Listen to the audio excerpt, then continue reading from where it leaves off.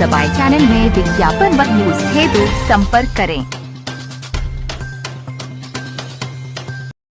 उत्तर प्रदेश सहकारी ग्राम विकास बैंक द्वारा प्रयागराज में महत्वपूर्ण बैठक आयोजित हुई। बैठक में मुख्य रूप से बैंक के सभापति सतराज यादव रहे। सहकारी समिति महासंघ के महामंत्री आसिफ अपनी पूरी टीम पदाधिकारी के साथ मिलकर सभापति जी का स्वागत किया और साथ ही मुख्य मांग लंबित 7वें वेतन एनसीपी का लाभ व स्थानांतरण संबंधित वार्ता की सभापति महोदय ने संबोधित करते हुए कहा।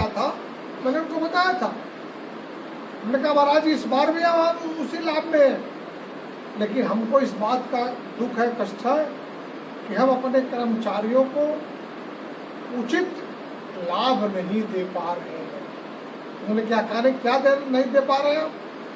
हमने कहा महाराज जी मैं 7वां वेतन मान नहीं दे पा रहा, मैं एससीपी नहीं दे पा रहा, मैं उनको बोनस नहीं दे पा रहा। मतलब क्यों? मैंने कहा कारण तो बहुत है। कारण मैंने उनको बताया भी। उन्होंने गंभीरता से इस बात को सुना और सुनने के बाद कहा कि मैं बात करूंगा, बात करके इसको ठीक कराने का प्रयास करूंगा। माननीय सभापति महोदय जिंदाबाद जिंदाबाद जिंदाबाद। बोर्ड बैठक के एक दिन पहले में माननीय मंत्री जी से बोला, मैंने मिला, समय लेकर के मिला, रात में 8 बजे गया और उनके साथ आधा पौन घंटा बैठ करके चर्चा किया। जिस ट्रांसफर की बात भी आसिफ भाई कर रहे थे, हमने उनसे चर्चा किया कि ये चीजें हैं जो दूर का कर्मचारी है, अगर वो खुश नहीं रहेगा तो वहाँ काम नहीं कर पाए।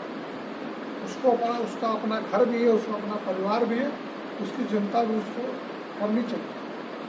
उन्होंने बताया, पूछा कि बताइए इसमें क्या आप कहना चाहते हैं? हमने कहा एक एमडी हमारे रहे,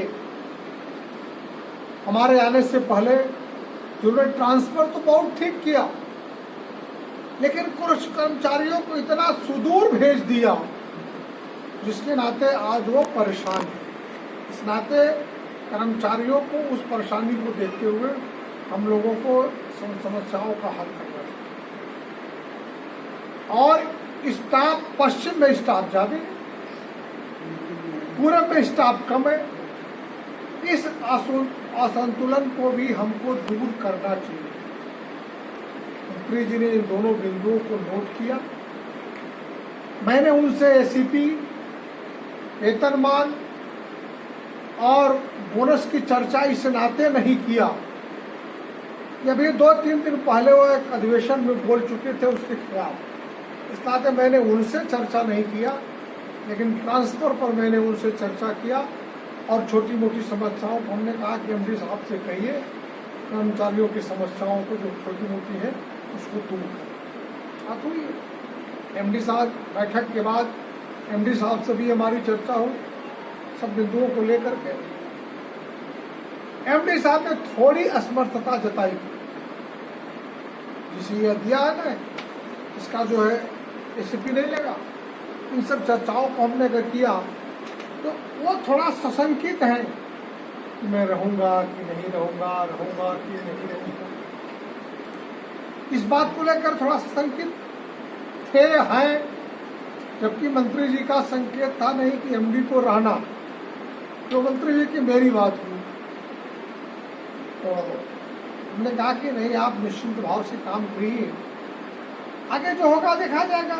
लेकिन जो हमारे साथ कदम से कदम मिला करके हमारे सहयोगी कार्य कर रहे हैं, उनका भी इस बैंक के योगदान में उतना ही परिश्रम में उतना ही हाथ है जितना हमारा और आपका।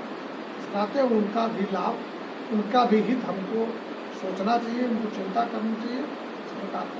आश्वासन उन्होंने दिया है, जो छोटी मोटी समस्याएं उसको हम दूर करने का प्रयास करेंगे।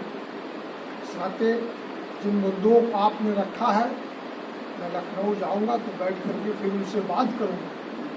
ये जून का आखिरी सप्ताह एलडीबी के लिए जरा डावाडोल सा रहता है, इस नाते कुछ समय लग सकता है।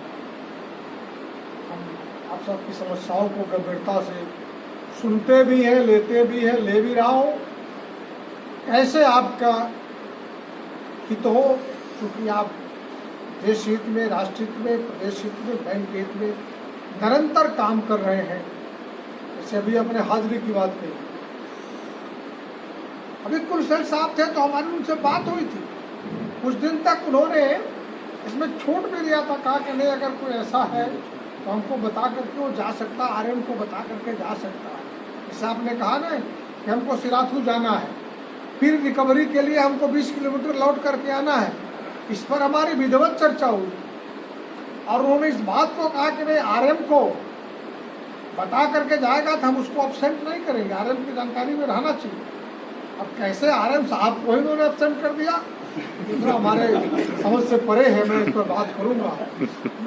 मैं इन सभी बातों को आपके इन सब बातों को गंभीरता से लेते हुए आगे में बैठ करके बात करूंगा। आप सबने हमारा स्वागत किया और अभिनंदन किया। मैं आप सबका भी हृदय से आभार व्यक्त करता हूं।